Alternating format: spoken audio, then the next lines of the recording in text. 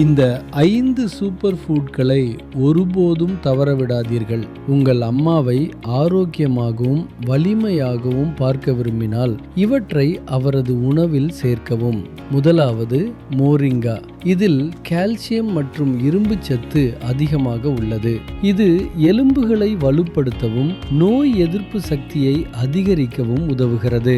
இரண்டாவது ஆளி விதைகள்.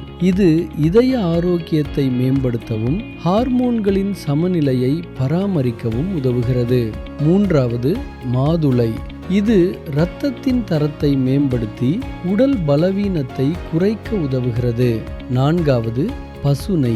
அளவோடு எடுத்துக்கொண்டால் இது மூட்டுகளின் ஆரோக்கியத்தையும் செரிமானத்தையும் மேம்படுத்த உதவுகிறது. ஐந்தாவது ராகி.